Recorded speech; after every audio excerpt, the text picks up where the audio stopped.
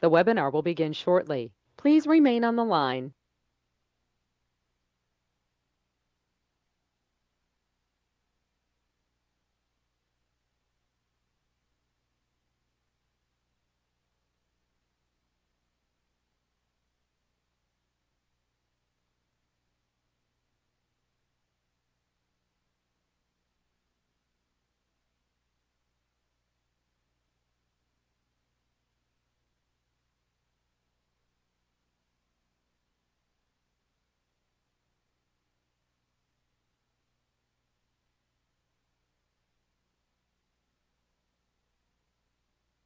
The broadcast is now starting. All attendees are in listen-only mode.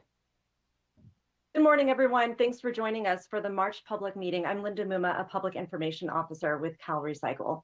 Today's live update is designed to serve Californians with accessible, inclusive, and plain language information about CalRecycle's programs, actions, and priorities. We welcome your feedback as we continue to improve our public meetings. Before we get started this morning, a quick mention to those who wish to submit questions and comments on an agenda item to please send them to the public comments portal. Just go to the CalRecycle homepage. From the top menu bar, select Get Involved and then Public Meeting. In the text near the bottom of the page, click Public Comment Portal, and then from the drop-down menu, select the first option, Monthly Public Meeting, to submit your question or comment, and we'll address those submissions during the public comment period a little bit later. Our first agenda item today is the Director's Report. Director Rachel Maki-Wagner joins us now with some important updates this morning. Good morning, Rachel. Thank you so much, Linda, and welcome to everybody to our March public meeting. I'm very excited to bring you a number of updates across our programs this morning. Everything from an update on where we are with our debris mission, 80% of our structural debris removed, and so Tina Walker will be bringing you more information about where we are with that operation, and some exciting updates on our implementation of SB 1383, the regulations, and the consideration and awarding of a number of our grants. Our local assistance grants will be going out in April. Zoe Heller will be here to give you more information about that, as well as our organics recovery grants that have been awarded that will be going out. So some really excellent information on 1383 implementation. And as we continue our work across the department on building the circular economy, a number of our programs are really looking at how can we do things differently, or how can we strengthen our programs and fully implement the statutes that we've been given to fully realize a circular economy here in California. And so to that note, our staff have been working very diligently on the implementation of SB 1335. As you may know, that is the legislation that requires only recyclable or compostable single food service items to be used in state facilities. And that list has just been published last week. So a lot of exciting things going on in our programs, and there will be more information next month about some of our other programs as we're building out the circular economy, but some excellent updates this morning. Last but not least, I'd like to reintroduce our newest but oldest member of the executive team. Mindy McIntyre joins us again at CalRecycle as our Chief Deputy. We are very, very excited to have her joining our executive team. And so I don't know, Mindy, if you want to pop on and say hi to everybody, you're able. There she is. You could. Am I there? You're there. Hopefully I can make this work. Yes. I'm super excited to be back at CalRecycle. I just lost the whole screen, so I don't know what happened. You're there. We can see you. Okay. Well, I'm really very excited to be back at CalRecycle and appreciate the opportunity and look forward to working with this amazing team, but also with our stakeholders. So I'm back. Excellent. Excellent. Thank you, Mindy. And with that, Linda, we'll pass it back to you. Okay, fantastic. Welcome back, Mindy, and thanks so much, Rachel. Also new this morning, CalRecycle-managed crews have now cleared debris from 80% of the properties enrolled in the state's 2021 Wildfire Cleanup program. Check out this quick video on how California is helping survivors and their communities safely rebuild.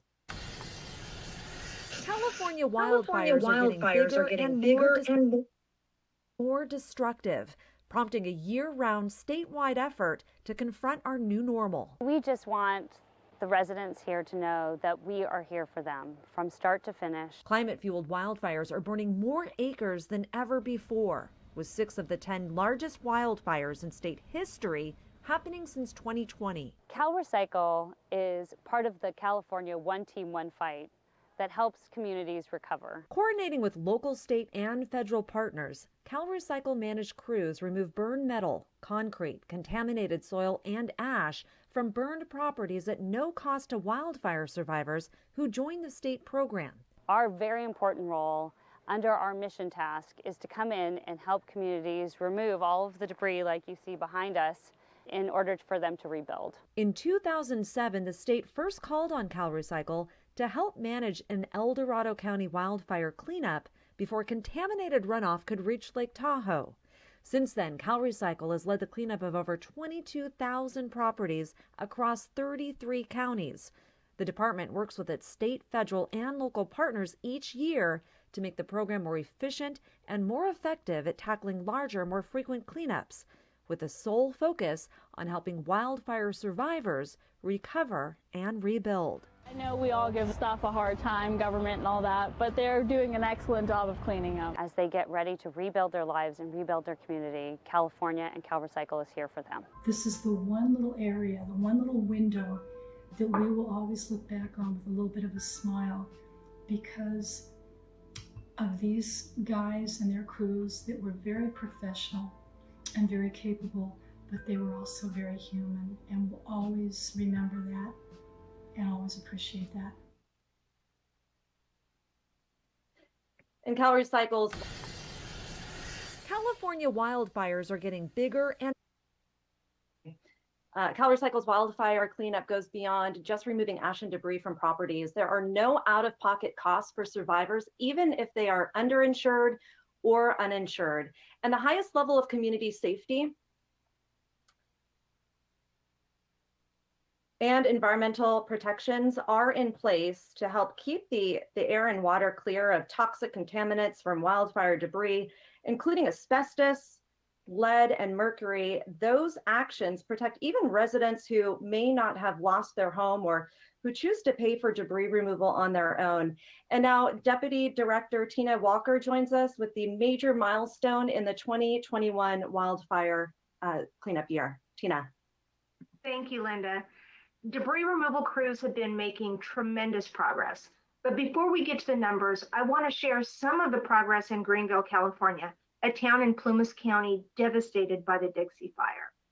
Local officials were committed to preserving as much of the community's history as possible. And in doing so, they identified 5 buildings with freestanding walls that might be saved.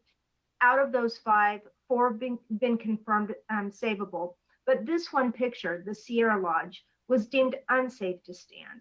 But state staff and contracted personnel were able to salvage the landmark Pioneer Cafe sign for the people of Greenville. Now on to the numbers. Statewide, we have completed debris removal on 80% of the properties enrolled in the program, with less than 350 properties remaining to be cleared. To efficiently deploy crews, the operation is divided into 2 regional divisions. The Northern Division reaches up to the Oregon border and encompasses 8 counties impacted by the Dixie Fire. 2/3 of all properties have been cleared, which include all of Mendocino County and 73% of parcels in Plumas County. The Central Division, which includes damages resulting from El Dorado County's Caldor Fire, is 90% clear of structural debris. 6 of the 8 counties are nearly complete, and nearly 1/3 of all of Central Division properties have been returned to the county for redevelopment. While structural debris removal continues, crews are also busy testing soils for fire-related toxic contaminants, providing erosion control measures, and removing wildfire damaged trees that present a danger to the public rights of way. Work will continue through the spring to assist wildfire survivors recover and rebuild. Thank you, Linda. Thank you, Tina. To help achieve our waste and climate goals, CalRecycle is working to get $270 million in new circular economy investments into our communities as quickly as possible. Last month, we announced $31 million for 12 compost and anaerobic digestion projects across the state. And today, we have new updates on Senate Bill 1383 local assistance funding and edible food recovery grant awards to help connect surplus food to the 1 in 5 Californians who don't have enough to eat. CalRecycle Policy Director Zoe Heller joins us now for a status check on Senate Bill 1383 local assistance grants. Good morning, Zoe. Good morning, Linda. California's last budget allocated $60 million to support local governments with SB 1383 implementation costs. CalRecycle worked closely with our local government partners to provide technical assistance and develop a grant program that will support the regulatory requirements of SB 1383. The department received 476 applications. The funds will be dispersed next month for eligible jurisdictions that adopted a compliant SB 1383 ordinance by April 1st, 2022. For local jurisdictions that will not adopt an ordinance by April 1st, but are able to adopt one by June 14th, awards will be dispersed in September. CalRecycle would like to thank the jurisdictions who submitted their notice of intent to comply with SB 1383 by the March 1st deadline. A bit later, Mark DeBee will have more information about next steps in that process as CalRecycle reviews those submissions. Approved notices will allow jurisdictions more time to comply with SB 1383 requirements without facing penalties in 2022. As a reminder, we are continually updating and adding information and resources on our short-lived climate pollutant page. This includes local implementation examples and support tools. To ensure you're notified of the latest updates, please sign up for the SLCP listserv and continue to reach out to CalRecycle for any technical assistance regarding SB 1383. As always, we're available for meetings and presentations. Thanks so much. Thank you so much, Zoe. More circular economy investments are now headed to 22 California communities and tribes to help feed neighbors with surplus food donations. Check out this short video on how edible food recovery grants get food to hungry Californians while cutting landfill climate pollution. Preventing food from rotting in landfills is one of the fastest, more effective ways California can fight climate change. Every year, our state throws away about 1.8 billion unsold still fresh meals. During COVID, hunger tripled in some California communities. Now, 1 in 5 Californians does not have enough to eat. To cut waste that causes landfill methane emissions, California's climate law took effect on January 1st, requiring wholesalers, grocery stores, and other food businesses to donate their surplus still fresh food to Californians in need. What we do is we go ahead and collect all the donations available throughout here in the LA area and in the growing areas in Southern California. We aggregate it and consolidate it and create mixed loads of produce to our recipient agencies. CalRecycle's food recovery grants have already directed 142 million meals to Californians in need since the program started in 2018.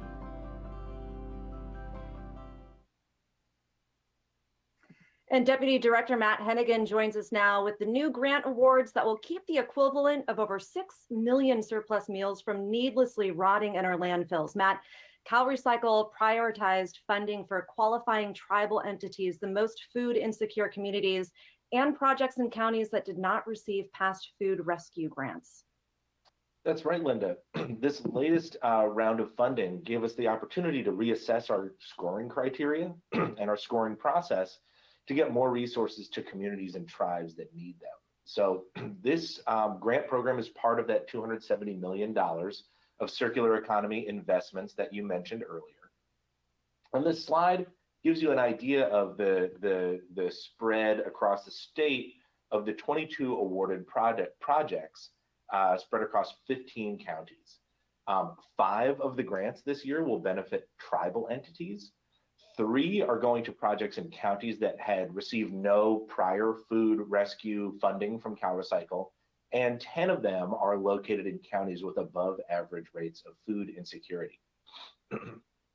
After subtracting program administrative costs, these grantees will receive $4.75 million to create or expand local programs that cut food waste and increase the local capacity to collect, transport, store, and distribute surplus food donations to Californians in need. 13 of the project will be funded this fiscal year, but because some of the funding was made available to us over 2 years, 9 projects will have to wait till the beginning of next fiscal year, July 1st, to be awarded their funding, pending the state budget. CalRecycle received an additional 18 qualifying eligible grant applications that we were not able to fund. Those 18 grant applications were seeking an additional $4.5 million, which our staff recommends funding if additional money becomes available. And so that just speaks to the need to continue these food recovery grant funding availability. You'll find a complete detailed breakdown of all the projects that are being funded in today's agenda. Just a reminder, we've done these food waste prevention and rescue grants before. In the past, we've awarded $24 million to 80 local governments, nonprofits, schools, and universities. 142 million meals have been rescued for Californians in need, and that number is growing daily as our grantees continue to implement the projects that we funded. The climate emission reductions for all this activity is the equivalent of taking 34,000 cars off the road for a year, and it's created nearly 400 jobs, 394 local jobs to collect, store, transport, and redistribute surplus food. So I think the grants team can be very proud of what they've accomplished in supporting food security in California and reducing greenhouse gases. The next grant program that we want to announce awards for is $9.6 million in funds to help boost beverage container recycling, as well as litter reduction in 443 cities and counties. The Beverage Container Recycling City-County Payment Program provides annual funding for jurisdictions to help the state get to the 80% beverage container recycling goal. Staff has recommended 405 awards, some of those from joint applications from several jurisdictions working together. And the funding eligibility is for buying and maintaining public recycling bins, implementing curbside beverage container recycling programs, starting beverage container drop-off programs, outreach and education, cleanup of littered beverage containers, and also, this is cool, the installation of public water refill stations to reduce the creation of beverage container litter in the first place. And again, there is a list of all the recipients and exactly how much money they're getting linked to in today's agenda. If this talk about grants has whet your appetite for funding for your project, please visit our funding page for a comprehensive list of our various grant and loan programs. Our greenhouse gas reduction loans and recycling market development loans made to recycling manufacturers are continuously available. So if you know of a company that could expand and divert more material away from landfill in California, please encourage them to apply. I also want to give a quick heads up to our e-waste stakeholders. We are planning a April 21st workshop on our covered electronic waste recycling program. Specifically, we want to hear stakeholders' thoughts about possible changes to the covered electronic waste recovery and recycling payment rates. As I'm sure you're familiar, every 2 years, CalRecycle has the responsibility to consider and determine the recovery and recycling payment rates that are necessary to fund the average cost of covered electronic waste collection and recycling. And I want to thank the recyclers who have submitted their net cost reports. At this workshop, staff will be presenting its evaluation of this net cost information and make recommendations about payment rates in the coming years. You can find the public notice for this event on our website by clicking the Get Involved tab at the top of our homepage. And there's also a link in today's agenda. So please be sure to register in order to watch the proceedings live online. You got to register in advance for that one. And next is a very exciting demonstration project that we're happy to announce. California's programs manage roughly 51 million waste tires every year. That's and over 17.5 million of them were recycled in 2020.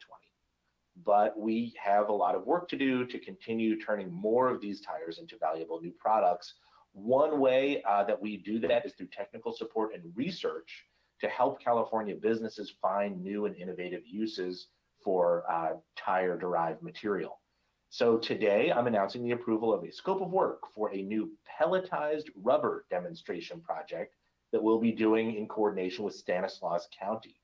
And so through this contract, the teams will construct and evaluate roadway test sections incorporating 3 different pelletized rubber additives. And so if these are deemed successful, these materials will boost the use of rubberized asphalt concrete, particularly in rural areas that are far from asphalt blending facilities that are capable of producing rubberized asphalt.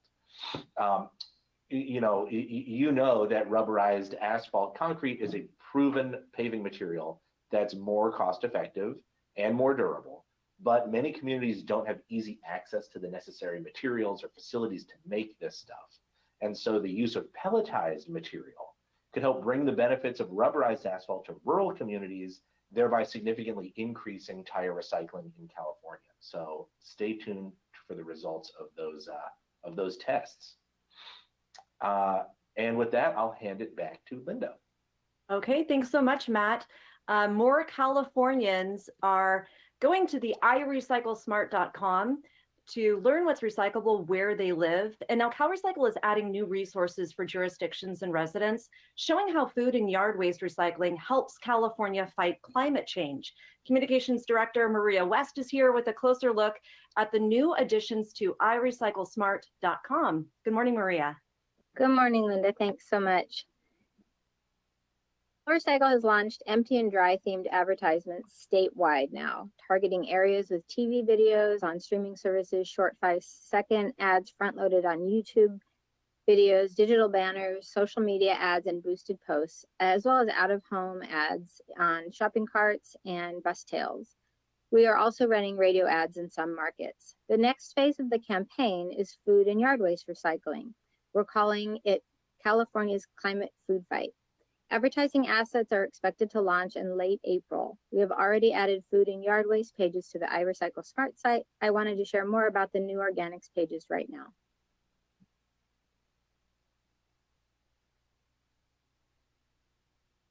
Last month's meeting, you saw the new iRecycleSmart.com website. That's CalRecycle's new ad campaign site that will be a service to all Californians. We are highlighting on this page empty and dry and what you can recycle. We included a video on why empty and dry is useful. We've included some buttons for some of the main things that can be recycled. And we also included a few high-level facts about waste in our state and also what can be recycled. So I won't go through the whole site again, but you can peruse it at your leisure. But we wanted to also let you know that we have some new pages that we've just added, and this is for the organics portion of our recycling program. So this is for the new food and yard waste recycling laws and programs statewide. So we have some information here. We'll be continuing to update it. We have a NASA GIF that really does a nice, easy to understand model of climate change. And then we also added a page that goes into some of the basic principles of food scraps recycling, and just like on our what can be recycled, what can I recycle page, that gets into kind of the basic principles of recycling in general. This one is for some of the basic principles of green or food waste bin recycling. So throughout, we are explaining some of sort of the main things. Yes, it's recyclable in your green or food waste bin, But we also keep putting the button in each section to urge people to go to the page that shows the information to connect with their local recycling information. So we go down to the next section, and this shows you some of the different items that might be in contention. Plastic bags are on here, specifically referencing compostable plastic bags, because that can be different in different communities. And then down finally, we have some of the things that are just simply not recyclable in a green or food waste bin, and those include some of the normal things like plastic, glass, and also household hazardous waste. But metal was one item that we really wanted to highlight first, because we'd heard stories of different random objects that end up in greens bins or green bins in some places, and the worst story that we heard was about an engine block ending up in a green bin. So from there, I just also wanted to let you know that we do have a full website in Spanish, and that includes all the different portions. Everything's been translated, and we will also have all the advertising assets that we're offering will be in Spanish too, but you can get that in the toolkit, the regular toolkit on the main site. So that is what's happening with our ad campaign right now, and then additionally we will have more food, we call it the California Food Fight information, informational videos, advertisements, and some more campaign assets in that very soon.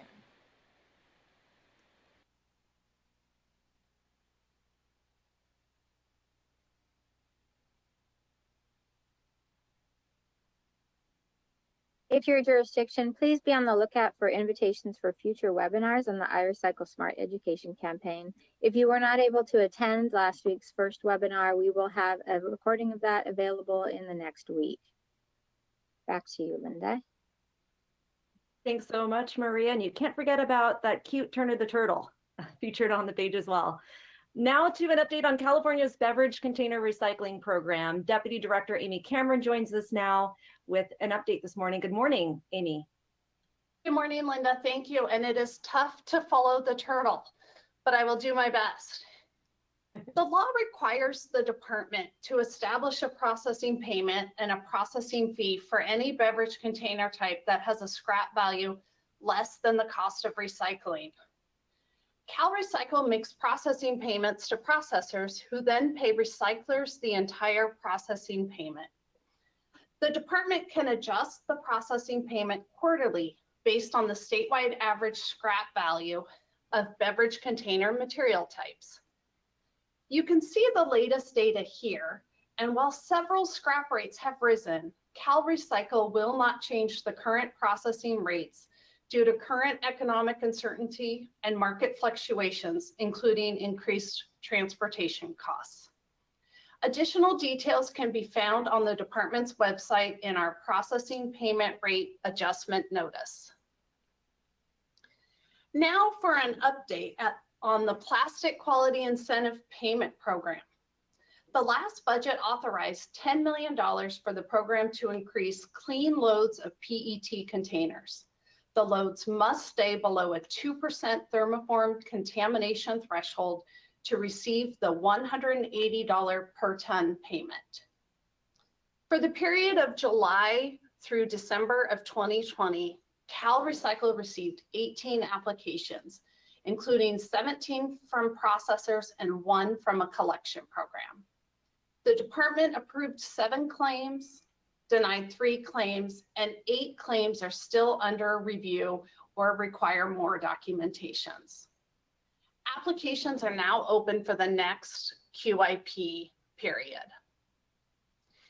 Interested program participants can find the public notice, application instructions, and claim forms on our website. Please reach out to our statistical information section with any questions about this program or its requirements. Thank you very much, and back to you, Linda. Thank you so much, Amy. As a reminder, if you'd like to submit a question or a comment on an agenda item today, please do so through the public comments portal. You can see the instructions there on your screen. From the CalRecycle homepage, select public meeting. In the text, click on public meeting portal, and then in the drop-down menu, select monthly public meeting. And please keep your submissions brief and make sure to indicate which agenda item that you are addressing so that we can direct them to the correct person during the public comment period coming up a little bit later. Now to another update. Prepared food service providers at state parks, beaches, and other California facilities have a new resource to make sure that their food service packaging is reusable, recyclable, or compostable. It's a new requirement under the Sustainable Packaging for the State of California Act. Deputy Director Matt Hennigan is back to tell us a little bit more about the program. Matt?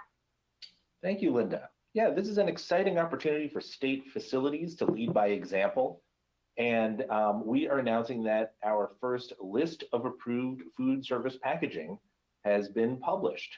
The 2018 law aims to cut single-use trash pollution by requiring state food service facilities to serve prepared food in packaging that's either reusable, recyclable, or compostable.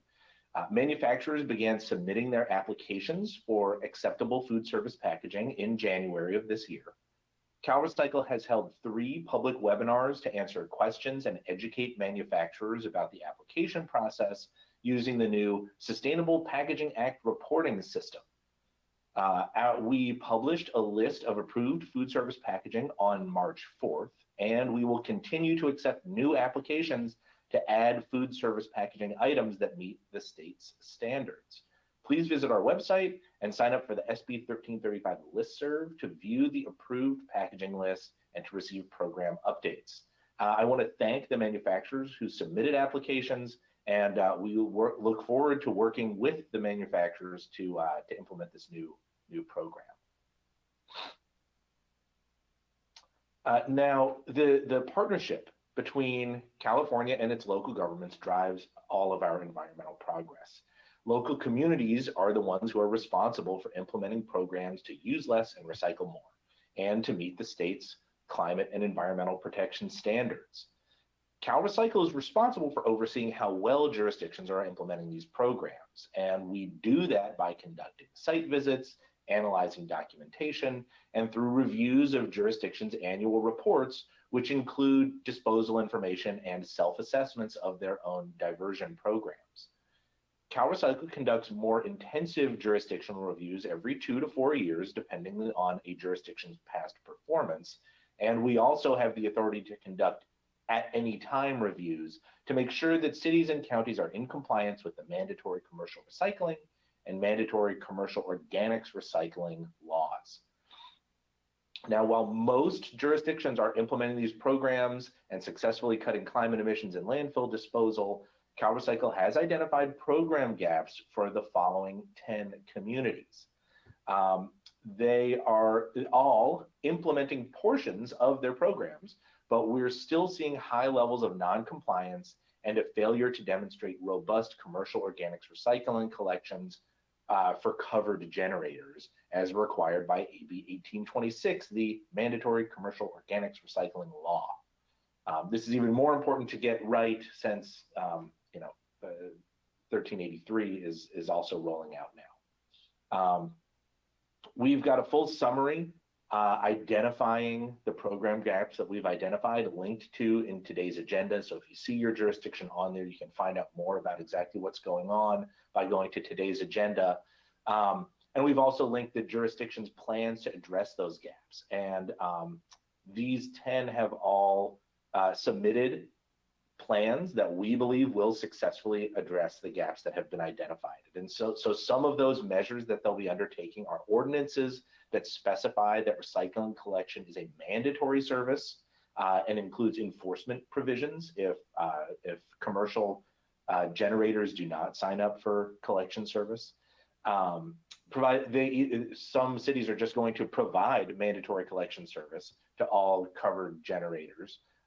Or issue waivers, right? If there are generators that legitimately should be waived, identifying them and issuing those waivers is part of getting into compliance. and also providing education and outreach to non-compliant generators to get them signed up for service and separating the organics for collection properly. Our local assistance and market development branch staff will closely monitor these local programs over the next 6 months, and jurisdictions that fail to make adequate progress may be referred to our enforcement branch for further investigation, and this item is delegated to me for signing following the public comment period. Now, what happens if they don't make significant progress is what we're going to talk about now. In 2018, staff found that the city of Lodi was not actively providing education or outreach, or making plans to prepare regulated businesses to meet the requirements of California's mandatory commercial organics recycling requirement. At our April 2018 public meeting, staff identified those program gaps, and Lodi provided a plan that should have addressed those shortfalls. By 2019, the city showed progress, which included the approval of source-separated organic recycling rates for city customers. In February 2021, CalRecycle staff identified concerns regarding low compliance of regulated businesses. In March of 2021, so a year ago, the city submitted a modified and detailed compliance plan vowing to draft a mandatory commercial organics collection service ordinance for city council adoption, identify covered generators, including self-haulers, follow up with non-compliant entities, both through their hauler and with phone calls from the city, provide collection and outreach, education and outreach, including mailers, community events, community electronic outreach, and submit quarterly progress reports to CalRecycle. Since March of 2021, staff monitored the city's compliance with that plan, and staff has found that the city addressed some gaps, but that the non-compliance rate for covered commercial entities remains at 93%. Additionally, the city has not adopted a mandatory collection service ordinance or a waiver process. As a result, staff has determined that the city of Lodi has not adequately implemented its mandatory commercial organics recycling program. Staff recommends referring this jurisdiction to CalRecycle's enforcement branch for further investigation. Following a new evaluation, the enforcement branch will determine if program gaps have been addressed during the evaluation period, and if not, it may submit a separate request for approval recommending the jurisdiction be placed on a compliance order. This item of the referral is delegated to me for signing, and now I'd like to hand it over to Mark DeBee, the Deputy Director of the Waste Permitting Compliance and Mitigation Division. Hey, thanks, Matt. Your last item really points out that as communities work to implement new programs to further increasing recycling, they must also maintain compliance with all the other laws, including mandatory commercial recycling and mandatory commercial organic recycling. CalRecycle will continue to assess and address local compliance with these requirements, as well as AB 939 requirements. Regarding compliance with the new requirements to divert organics from disposal in support of the goals in SB 1383, implementation is underway. Some jurisdictions have taken advantage of the process made available to them through the passage of SB 619. These jurisdictions have identified requirements they are not meeting and the actions needed to correct those deficiencies. CalRecycle received 128 notices, which is about 20% of all the local jurisdictions. And these notices are currently being reviewed, and CalRecycle will provide a status update to all within 45 business days of their submittal date. As needed, CalRecycle will reach out to jurisdictions with a request for additional information in order to complete their review. Approved notices will allow jurisdictions time to come into compliance without facing penalties for 2022 if they complete the required tasks that they've outlined in their notice. Before moving on to a presentation by Paulina Lawrence on pending solid waste and tire facility permits, please check out this quick video to see how California facility standards help keep our communities safe. Protecting the health of Californians and their land, food, water, and air is a big job. Local, state, and federal agencies play different roles to enforce public health and environmental safety standards. In California, solid waste local enforcement agencies process applications, issue, and enforce permits for solid waste facilities. These include landfills, transfer stations, compost facilities, or similar operations. CalRecycle must verify permits are consistent with state requirements. Permits can only address areas within the authority of local enforcement agencies and CalRecycle. Check out the link below for more detailed information. Emergency waivers allow temporary changes to solid waste permit requirements in response to local or state disasters. Local enforcement agencies may approve the waivers, which are good for up to 120 days and may be extended. CalRecycle must review approved waivers and can condition, limit, suspend, or terminate them. Check out the link for more detailed information. For waste tire facilities, CalRecycle processes applications, issues and enforces waste tire permits. These include requirements to make sure tires are stored and processed in a way that reduces potential threats from fire and disease-carrying vectors like mosquitoes. Check out the link for more detailed information.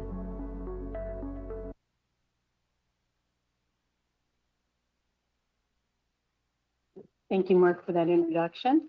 I'm Paulina Lawrence. I'm the Chief of the Permitting and Assistance Branch, and I'm going to go over the solid waste facilities permit agenda items for this month's monthly meeting.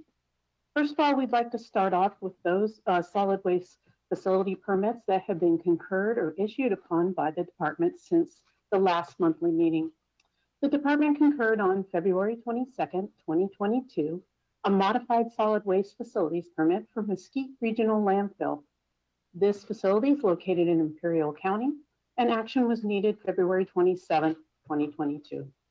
The department concurred on February 23rd, 2022, a revised solid waste facilities permit for Western El Dorado Recovery Systems Materials Recovery Facility. This facility is located in El Dorado County. Action was needed April 15th, 2022.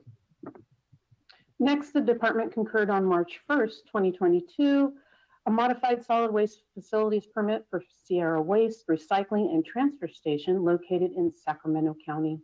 Action was needed March 8th of 2022. Also on March 1st, a modified solid waste facilities permit for Borrego Landfill was concurred on, and this particular facility is located in San Diego County. Action was needed March 21st, 2022. Lastly, the department concurred on March 4th, 2022, a revised solid waste facilities permit for Santa Maria Regional Landfill. This facility is located in Santa Barbara County. Action for this permit was needed April 4th, 2022.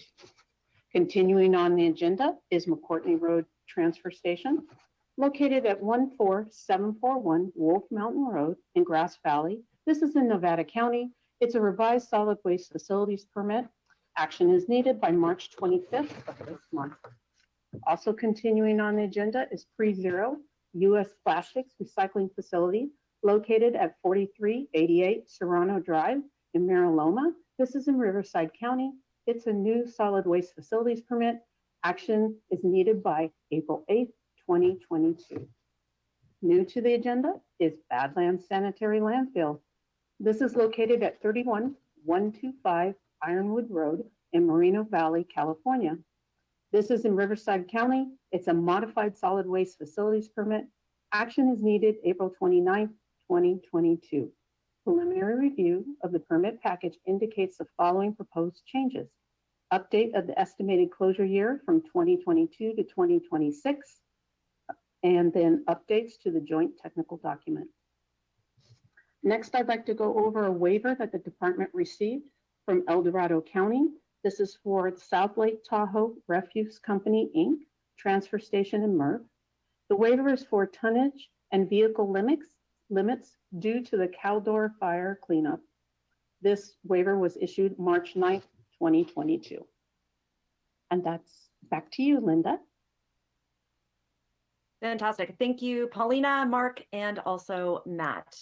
Before we open it up to public comments, we'd like to remind everyone that you can find more information on each of the agenda items that we discussed today by visiting the CalRecycle homepage, selecting public meetings, and then clicking on today's date to download the meeting agenda.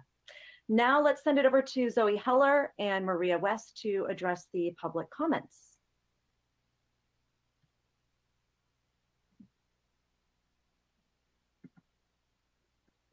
All right.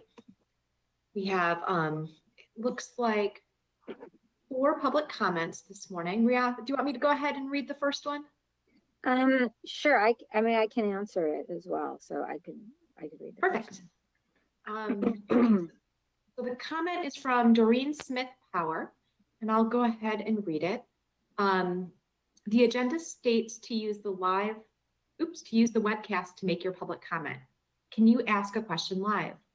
Also, I got a list of upcoming meetings when I first clicked on the meeting today, and then the list disappeared.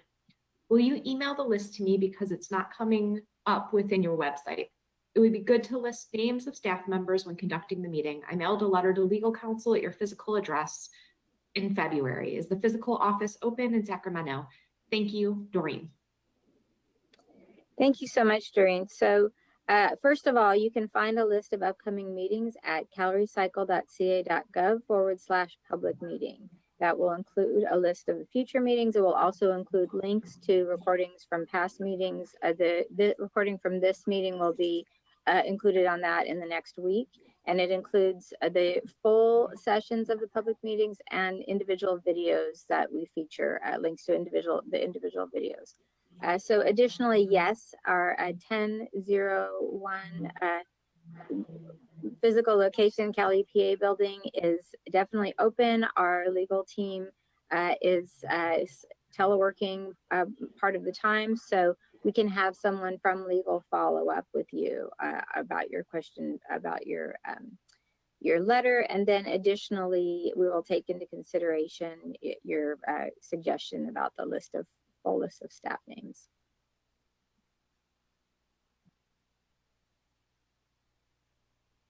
All right, and then we have 3 more questions, all from the city of Oceanside and all related to grants. So I'd like to invite Matt to come back to address some of these questions.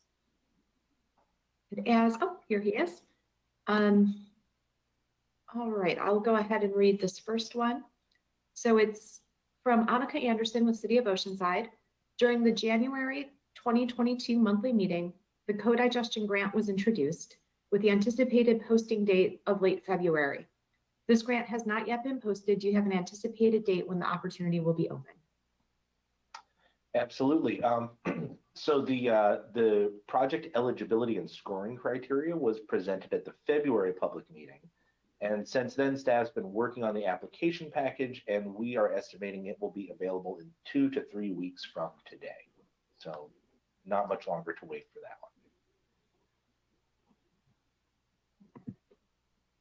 Perfect. Thanks, Matt. Maria, do you want to go ahead and read the next one? Oh, yeah. Sure. Oh. Sorry, misunderstood. I think the next one's for Zoe. So this is from Colleen Foster, City of Oceanside, regarding SB 1383 update. Will CalRecycle notify cities of acceptance of their local assistant grant applications and award of SB 1383 grant, or will we just receive a check in April if approved? Yeah, Colleen, thank you for that question. And we will be notifying cities. Those first round of grants will be announced in April. So very, very soon. Okay, and this last question is also from Colleen Foster, and it's specific to our edible food recovery grants. And the question is, how many applications were submitted to CalRecycle for the edible food recovery grant in the most recent cycle? Good question. There is a lot more detail in the RFA that's linked in today's agenda. And what you'll find is that 61 applications were submitted and 40 of them were both complete and applicable and eligible. So the staff reviewed the 61 applications in accordance with the eligibility and ranking criteria that we presented previously. 7 were disqualified for incompleteness, The remaining 54 were reviewed by our financial resources management branch, and that resulted in an additional 14 applications being disqualified because the project type was ineligible. So as a result, there were 40 complete and eligible projects requesting a total of $9.3 million, which is more than we have available. And so just the top scoring projects were able to be awarded. Speaks to the need for continued funding. All right, fabulous. Thanks, Matt. And I think, just checking here, I think that is the conclusion of our public comments today. So I'll turn it back over to Linda. Okay, fantastic. Well, thank you so much, everyone. Thanks to everyone who participated in today's public meeting. We hope that you enjoy the new format that is designed to make communication accessible, inclusive, and as relevant as possible. We welcome your feedback, so feel free to leave us a comment on the public comment portal. And in the meantime, have a great rest of your morning and week, and we will see you again next month. Goodbye, everyone.